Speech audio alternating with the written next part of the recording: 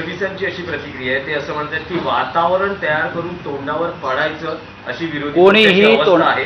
एनडीएची मतं फोडू असं सांगितलं, मात्र त्यांना स्वतःचीही मतं राखता आली नाही असं त्यांनी म्हटलं. देवेंद्र फडणवीस यांनी महाराष्ट्रात स्वतःचं स्थान सांभाळावं. सध्या कोणी असं बोललं नाही की आम्ही एनडीएची मतं फोडू. एनडीएमधलं वातावरण चांगलं नाही आणि एनडीएला मिळणारी मतं तटस्थ राहिली.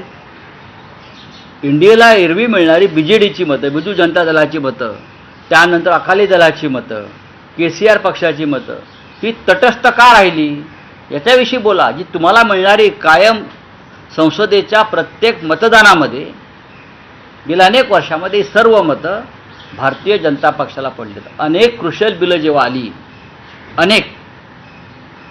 तेव्हा ही सगळी मतं भारतीय जनता पक्षाच्या बाजूने पडली.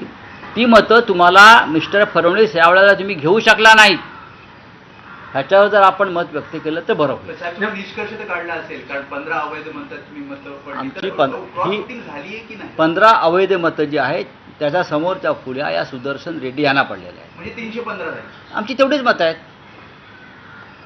आमची मतच तेवढी आहेत. आपण त्या संपूर्ण गणित दोन्ही सभागृहांचं केलं तर आमच्या मतांचा आकडा त्यापेक्षा जास्त नाहीच.